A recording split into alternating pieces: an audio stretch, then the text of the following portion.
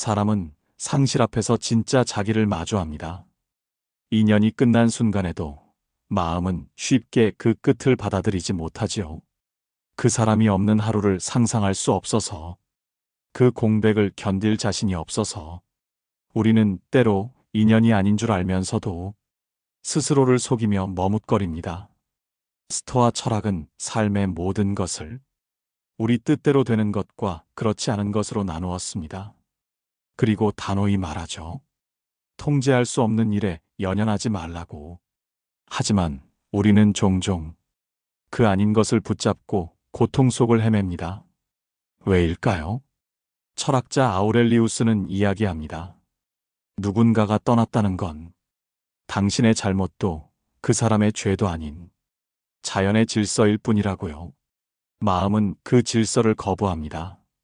사랑은 내게 특별했는데 왜 그 끝은 이리도 평범하고 허무한지, 왜 노력은 배신당하고 기억은 아직 따뜻한데 그 사람은 떠날 수 있었는지. 그러나 철학은 다시 묻습니다. 그 관계 안에 당신은 정말 당신이었나요? 자꾸만 맞춰주고 눈치 보고 상처받으면서도 괜찮은 척 했던 당신이 진짜 당신인가요? 노자는 있는 그대로의 흐름을 따르라 했습니다.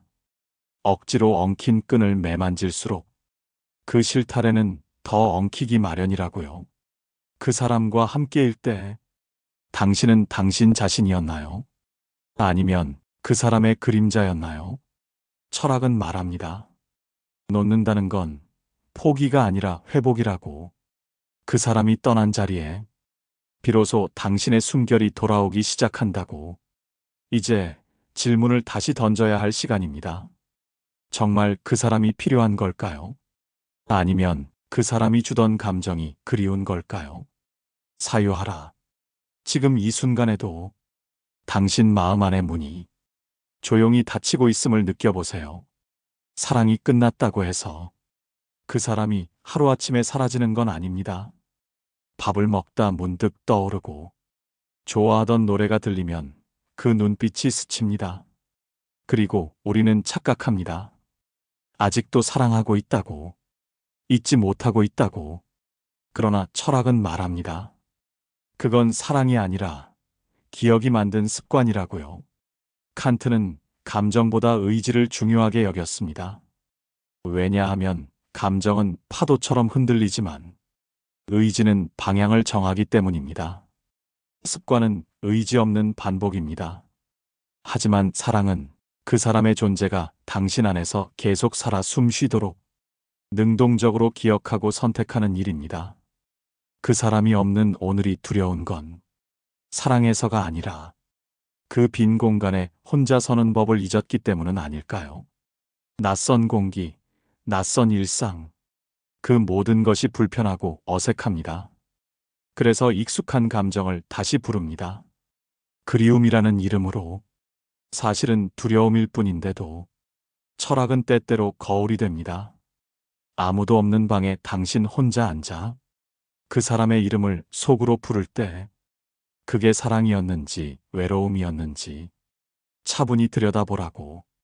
노자는 말합니다. 억지로 흐름을 막으려 하면 삶의 물줄기는 당신을 향해 더 세차게 부딪힌다고요. 그 사람과 함께할 때 당신은 웃고 있었나요? 아니면 웃는 척을 했던 건가요? 사람은 그리운 대상을 잊지 못하는 게 아니라 그때의 자신을 잊지 못하는 경우가 많습니다. 사랑받는 듯한 필요한 존재처럼 느껴졌던 그 시절의 자기를. 하지만 철학은 말합니다. 진짜 당신은 그 사람의 시선 속에 있던 모습이 아니라 이 이별을 견디고 있는 지금 여기에 있다고. 당신은 버림받은 게 아닙니다. 자기 자신에게로 돌아가는 중입니다. 철학자 니체는 이렇게도 말했습니다. 떠나야 할 자리는 떠나라. 그 자리에 당신이 머무를 이유가 없다면 머무는 것 자체가 당신을 해친다고. 이제 묻겠습니다. 당신이 지금 붙잡고 있는 건 그 사람이 맞나요? 아니면 그 사람 없이 살 용기가 나지 않는 자기 자신인가요? 그리움은 가만히 두면 미련이 됩니다. 그리고 미련은 결국 자기 연민으로 바뀝니다. 나는 왜 늘 이런 사랑만 하는 걸까? 왜 나만 이렇게 아픈 걸까? 그런 생각들이 꼬리를 물고 마음 안에 눅진하게 남지요. 철학은 이런 순간에 조용히 다가와 묻습니다. 그 관계에서 당신은 받고 있었나요? 아니면 계속 주고만 있었나요? 사랑은 교환이 아닙니다. 하지만 비워내는 일만 계속될 때 그건 사랑이 아니라 의무나 집착이 됩니다. 아리스토텔레스는 인간이 추구하는 최고의 삶을 에우다이모니아, 다시 말해 좋은 영혼의 상태라 했습니다. 그 안에는 평온, 존엄, 그리고 스스로의 자율이 담겨 있습니다. 그 사람과 함께하면서 당신은 평온했나요? 존중받았나요? 자기 자신에게 정직했나요? 자꾸만 타인의 마음을 의식하며 자신을 작게 만들고 있었다면 그건 이미 사랑이라는 옷을 입은 자기 소외였을지도 모릅니다. 니체는 말합니다. 사랑이 고통이 되는 순간 그건 힘의 상실이라고요. 당신은 그 사람을 통해 자기 가치를 증명하려 했는지도 모릅니다. 내가 저 사람에게 필요한 존재라는 걸, 사랑받을 수 있다는 걸, 그 확인이 계속되어야만 존재할 수 있는 것처럼 느꼈던 당신. 하지만 철학은 단호합니다. 사랑은 누군가가 당신을 완성시켜주는 것이 아니라 이미 온전한 당신이 또 다른 온전한 사람을 마주하는 일이라고. 당신은 부족해서 사랑받은 게 아닙니다. 당신이 모자라서 떠난 것도 아닙니다. 그 사람이 떠난 건 그 사람의 선택이고 그 선택은 당신의 가치와 아무 상관이 없습니다. 떠난 자리를 자책으로 채우지 마세요. 그 공백은 당신이 다시 숨을 쉬기 위한 아주 조용한 공간일 뿐입니다. 그리고 이제는 묻고 또 묻는 시간이 필요합니다. 나는 왜 이 사람에게 매달렸을까? 나는 왜 이별을 받아들이지 못했을까? 당신은 외로웠던 걸지도 모릅니다. 사랑이 아니라 사람의 온기가 그리웠던 것일지도 모릅니다. 그 외로움을 사랑이라 착각했던 시간들. 그 시간의 끝에서 이제 철학은 당신에게 고요한 침묵을 권합니다. 말하지 않아도 되는 사이가 있고 말로도 닿지 않는 사이가 있습니다. 그 사람은 어느 쪽이었나요? 지금 이 질문이 아프다면 당신은 이제 자기 자신을 마주할 준비가 된 겁니다. 사람은 흔히 말합니다. 마음이 시키는 대로 했다고. 내 진심을 다했으니 후회는 없다고. 하지만 철학은 한 걸음 멈춰서서 묻습니다. 진심을 다하는 일이 왜 항상 옳은 것일까요? 노자는 말합니다. 강한 물줄기는 바위를 깎지 않지만 조용히 흐르는 물은 언젠가 길을 바꾼다고. 당신의 마음은 그 사람을 향해 세차게 흘렀습니다.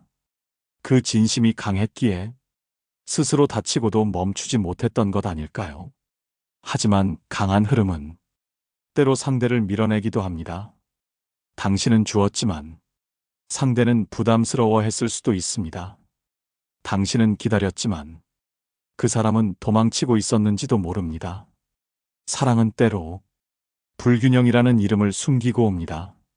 한 사람이 너무 많이 애쓰는 사이, 다른 한 사람은 쉬고 있습니다. 칸트는 말합니다. 모든 관계에는 도덕적 책임이 따른다고. 상대를 존중하는 건 그를 위해 애쓰는 것이 아니라 그의 자유를 인정하는 일이라고. 그 사람은 떠나고 싶었는지도 모릅니다. 그 자유를 당신은 눈치채고도 모른 척 했을 수도 있습니다. 왜냐고요? 그 사람이 떠나면 당신 마음도 무너질 것 같았으니까요. 사랑이란 이름으로 우리는 때로 상대를 붙잡고 자기 마음까지 묶어둡니다. 그러다 결국 두 사람 모두 지쳐서 사랑도 마음도 서로에 대한 기억마저 색이 바래지요. 철학은 이때 다시 묻습니다. 그 사람이 떠난 것이 정말 슬픈 일일까요? 아니면 그 사람이 있음에도 불구하고 당신이 그토록 외로웠던 시간이 더 슬펐던 건 아닐까요? 당신은 혼자서 이겨내는 법을 몰랐던 게 아닙니다. 그 사람 없이도 살아낼 수 있다는 걸 인정하기가 두려웠던 겁니다. 니체는 말했습니다. 인간은 익숙한 고통에 안주하려 한다고. 그 고통이라도 나를 지탱해주는 것처럼 느껴질 때 우리는 스스로를 해치는 줄도 모르고 거기 머뭅니다. 그러나 이제는 묻고 또 묻는 시간입니다. 그 사람이 당신을 아프게 한 건지, 당신이 그 사람에게 스스로를 잃어간 건지, 사랑은 당신을 따뜻하게 감싸주었을까요? 아니면 당신을 천천히 조용히 닳게 만들었을까요? 모든 관계는 언젠가 자신을 비춥니다. 그 사람을 바라보며 웃던 당신이 그 웃음 뒤에 감춘 침묵과 불안을 얼마나 오래 외면해 왔는지 드러냅니다. 철학은 이 지점에서 다시 묻습니다. 당신은 그 사람과 함께하며 더 단단해졌나요? 아니면 점점 더 작아졌나요? 아리스토텔레스는 인간의 본성 안에 자기 실현의 가능성을 보았습니다. 모든 생명은 자기 자신을 완성하려는 내면의 힘을 지녔다고요. 그 사랑은 당신을 완성에 가깝게 데려갔나요? 아니면 점점 당신을 잃게 만들었나요? 어떤 관계는 우리를 나답게 만듭니다. 그러나 어떤 관계는 우리 안의 불안을 조용히 키워갑니다. 그 사람과의 시간이 당신을 더 불안하게 만들었다면 그건 사랑이 아니라 두려움과의 타협이었는지도 모릅니다. 두려움은 말합니다. 이 사람마저 없으면 나는 정말 혼자야. 이만큼 나를 알아주는 사람 다시는 없을 거야. 하지만 철학은 조용히 반문합니다. 당신을 정말 알아주는 사람이 왜 당신의 불안을 키웠나요? 왜 당신의 마음을 소외시켰나요? 진짜 사랑은 그 사람 옆에서 나를 더 좋아지게 합니다. 더 정직해지고, 더 따뜻해지고, 더 자유로워지게 하죠. 당신은 그 사랑 속에서 더 솔직했나요? 아니면 침묵으로만 당신을 지켜냈나요? 스토아 철학은 마음의 평정을 강조합니다. 외부의 일에 휘둘리지 않고 내면의 질서를 지켜내는 힘을 삶의 중심에 놓습니다. 사랑도 마찬가지입니다. 상대의 기분에 따라 내 하루가 오르내리고 그 사람의 말 한마디에 내 가치가 흔들린다면 그건 이미 사랑이 아닙니다. 그건 종속이고 감정의 기탁이며 마음의 주도권을 내준 상태입니다. 당신은 사랑한 것이 아닙니다. 사랑이라 믿고 그 안에 스스로를 놓아버린 것입니다. 철학은 이제 요청합니다. 이제는 관계의 정의를 다시 써야 할 시간입니다. 그 사람은 당신의 전부가 아닙니다. 당신은 그 사람의 일부도 아닙니다. 당신은 지금 이 순간 그 어떤 이와도 독립적인 하나의 존재입니다. 우리는 흔히 이별을 실패로 여깁니다. 노력했는데도 끝이 났다는 이유만으로. 하지만 철학은 말합니다. 끝났다는 사실이 반드시 실패를 뜻하지는 않는다고. 삶에서 가장 큰 실패는 지나간 관계가 아니라 그 안에서 아무것도 배우지 못한 마음이라고. 그 사람을 사랑했던 기억은 당신의 일부가 됩니다. 하지만 그 사람에게 상처받은 기억 또한 당신의 일부가 됩니다. 중요한 건 그 기억들이 당신을 어떻게 이끌 것인가입니다. 니체는 말합니다. 인간은 고통을 견디는 존재가 아니라 고통에 의미를 부여하는 존재라고. 그 의미야말로 당신을 무너지게도 하고 반대로 다시 일어서게도 한다고. 그 사람과의 이별은 무엇을 남겼나요? 당신은 무엇을 깨달았고 무엇을 놓쳤나요? 자꾸만 아프고 자꾸만 그리운 건 그 사람이 특별해서가 아니라 당신 마음속 어떤 결핍이 그 사람을 통해 잠시 채워졌기 때문일 수 있습니다. 결핍은 감정을 왜곡시킵니다. 진심과 필요를 헷갈리게 만들죠. 당신은 그 사람을 사랑했던 걸까요? 아니면 그 사람이 주던 안정감, 확신, 그리고 혼자가 아니라는 착각을 사랑했던 건 아닐까요? 칸트는 모든 인간을 목적 그 자체로 대하라고 했습니다. 누군가를 필요로 대하면 그 사람은 수단이 됩니다. 사랑 안에서도 마찬가지입니다. 그 사람의 존재가 목적이었나요? 아니면 당신 감정의 균형을 지탱해주는 수단이었나요? 철학은 이처럼 불편한 질문을 던집니다. 왜냐하면 진짜 회복은 불편함을 통과한 뒤에 오기 때문입니다. 지금 이 순간에도 당신 안에 누군가는 조용히 이렇게 말하고 있을지 모릅니다. 그때 놓쳤어야 했다. 그때 멈췄어야 했다. 그러나 늦은 건 없습니다. 지금 깨달았다면 지금이 바로 시작입니다. 스토아 철학자들은 지금 이 순간의 결정을 삶 전체의 기준으로 삼으라고 말합니다. 과거가 당신을 흔들고 있더라도 지금 내리는 선택이 당신을 바꾼다고. 당신은 오늘 그 사람 없이도 살아낸 하루를 완성해가고 있습니다. 비록 마음이 무겁고 추억이 따라다니더라도 당신은 스스로 걸어가고 있습니다. 그리고 그 발걸음이 조금씩 당신의 삶을 다시 당신 중심으로 돌려놓고 있습니다. 사랑은 사라졌습니다. 하지만 그 자리는 아직 따뜻합니다. 누군가의 흔적이 남은 자리는 쉽게 차가워지지 않기 때문입니다. 문득 그 사람과 나누던 대화가 떠오릅니다. 함께 걷던 길, 무심히 건넨 말투, 그 모든 것이 지금의 당신을 조용히 흔듭니다.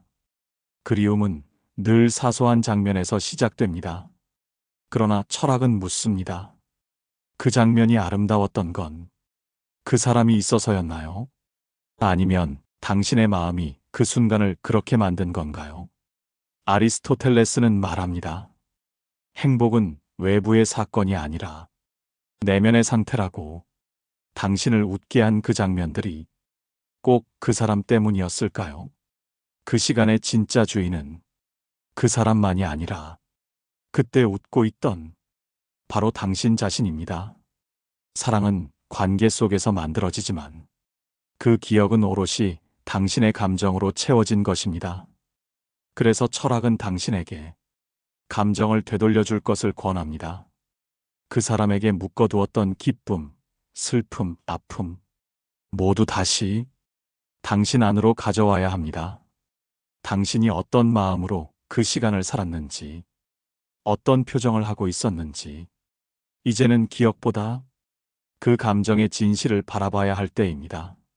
스토아 철학자들은 모든 외부의 일은 판단 이전에는 아무 의미가 없다고 말합니다. 그 일이 고통인지 축복인지 해석하는 건 결국 당신의 마음이라는 뜻입니다. 그 사람과 함께한 시간도 마찬가지입니다. 그것이 당신을 아프게 만든 기억인지 혹은 성장하게 만든 시간인지 결국 그 답은 당신의 시선에 달려 있습니다. 니체는 이렇게 말합니다. 기억은 삶을 해석하는 도구다. 그러니 그것에 휘둘리지 말고 재구성하라. 지금 떠오르는 그 사람의 모습이 모두 진실은 아닙니다. 그리움이 덧칠된 환상일 수도 있습니다. 철학은 그 환상을 벗기라고 하진 않습니다. 다만 그 너머에 진짜 당신의 마음이 무엇이었는지 그걸 묻습니다.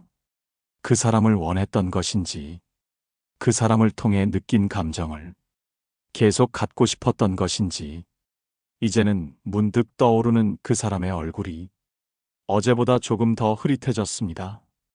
당신은 그것이 슬퍼지려 할 수도 있습니다. 왜냐하면 그 얼굴을 선명히 기억하고 있다는 것만으로도 그 사람과 아직 연결되어 있다는 위안이 있었으니까요. 그러나 철학은 말합니다. 잊히는 건 상처가 아니라 회복의 시작이라고. 기억은 줄어드는 것이 아니라 다시 제자리를 찾아가는 것입니다. 그 사람의 자리는 당신 삶의 중심이 아니라 하나의 계절이 되어가고 있는 중입니다. 노자는 말합니다. 계절은 억지로 바뀌지 않는다. 때가 되면 바람이 바뀌고 하늘의 색도 달라진다고. 지금 당신 마음에도 그 조용한 변화의 바람이 불고 있습니다. 더 이상 아프지 않은 게 그 사람을 잊어서가 아니라 당신이 당신 안에 다시 뿌리를 내리고 있다는 뜻입니다. 사랑은 언젠가 기억이라는 풍경 속에 정착합니다. 그 사람은 이제 당신을 흔드는 존재가 아니라 가끔 떠오르는 하나의 장면이 됩니다. 철학은 그런 순간을 삶의 복원이라 부릅니다. 그 사람 없이도 하루를 살아내고 웃고 다시 새로운 인연을 조심스럽게 마주하려는 당신의 마음이 바로 그것입니다. 니체는 이렇게 말합니다. 인간은 과거를 없앨 수 없다. 그러나 새로운 의미로 덮어쓸 수는 있다. 그 기억 위에 당신의 새로운 시간을 겹쳐보세요. 이제는 그 사람 없이도 웃을 수 있는 당신으로. 철학은 이별을 절망의 끝이 아니라 존재의 재구성이라 말합니다. 당신은 이제 그 관계 속에서 흘러간 사람이 아니라 그 시간을 통해 다시 살아난 사람입니다. 아리스토텔레스는 말했습니다. 인간의 탁월함은 한 번의 선택이 아니라 지속적인 행위에서 비롯된다. 당신은 지금 매일을 선택하고 있습니다. 그 사람을 잊는 게 아니라 그 사람 없이 살아가는 당신을 선택하고 있는 겁니다. 이제 그 사람의 이름을 떠올릴 때 가슴이 아리는 대신 조용한 바람이 스쳐가는 것처럼 느껴지기 시작했습니다. 그건 잊은 게 아닙니다. 당신이 그 시간을 안으로 품었다는 뜻입니다. 철학은 묻습니다. 이제 그 관계를 떠올릴 때 당신은 어떤 표정을 짓고 있나요? 그리움인가요? 후회인가요? 아니면 그 모든 감정을 다 지나온 이 잔잔한 평온인가요? 스토아 철학자들은 슬픔을 억제하라고 말하지 않았습니다. 다만 슬픔에 휘둘리지 말라고 했습니다. 슬픔은 느끼는 것이지 살아가는 방식이 되어선 안 된다고요. 당신은 그 슬픔을 잘 견뎌냈습니다.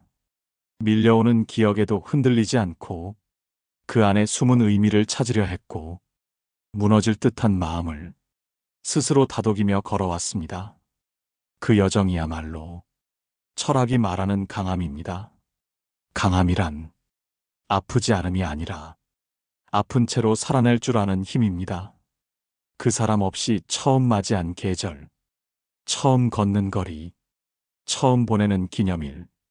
당신은 그 모든 처음을 다시 처음처럼 살아냈습니다. 노자는 말합니다. 비움이 곧 채움이라고. 당신이 견뎌낸 그 공백 속에 이제 서서히 다른 무언가가 들어오기 시작합니다. 그것은 새로운 사람일 수도, 새로운 관계일 수도, 혹은 오랜만에 마주한 온전한 자기 자신일 수도 있습니다. 철학은 이 자리를 되찾음의 시기라 부릅니다. 그 사람과 함께일 때는 미처 들리지 않았던 내면의 목소리가 이제는 더 선명하게 들리기 시작합니다. 당신은 어떤 사람인지, 무엇을 원하고, 어떨 때 외로움을 느끼고, 어떨 때 진심으로 웃는지를 니체는 말합니다. 가장 깊은 고독 속에서 인간은 비로소 자기와 대화를 시작한다. 당신은 이제 그 대화를 시작했습니다. 철학은 사랑을 부정하지 않습니다. 다만 사랑 이후에 찾아오는 자기 자신과의 관계를 더 중요하게 여깁니다. 당신은 누군가의 연인이기 전에 당신 자신의 동반자입니다. 어느 순간 당신은 더 이상 그 사람과의 마지막을 떠올리지 않게 됩니다. 대신 그 사람과의 모든 처음이 조용히 마음을 스치고 지나갑니다. 그 첫 만남, 첫 인사, 처음 설렜던 눈빛, 그 모든 시작이 이제는 더 이상 아프지 않고 그저 한 장의 오래된 사진처럼 느껴집니다. 철학은 이 상태를 시간과의 화해라 부릅니다. 과거를 덮으려 하지 않고 그 안에 있던 감정과 천천히 악수하는 것, 그리움도 미련도 이해받지 못했던 상처도 결국은 다 당신의 일부였음을 인정하는 일입니다. 스토아 철학자들은 지혜란 고통을 피하는 것이 아니라 그 고통과 함께 걸을 수 있는 능력이라 말했습니다. 이제 당신은 그 고통과 나란히 걷고 있습니다. 그 사람 없이도 살아가는 날들 속에서 더 이상 흔들리지 않고 가끔 그 이름을 떠올리더라도 마음은 조용히 가라앉습니다. 당신은 이미 자기 자신을 되찾았습니다. 사랑이 끝난 후에도 당신은 무너지지 않았고 오히려 그 속에서 더 단단한 중심을 발견했습니다. 철학은 사랑의 끝을 상실이 아니라 확장의 시작으로 봅니다. 그 사람을 통해 당신은 어떤 사랑을 할 수 있는지 배웠고 그 이별을 통해 당신은 어떤 존재인지 기억해냈습니다. 니체는 말했습니다. 너는 부서진 곳에서 다시 빛나야 한다고.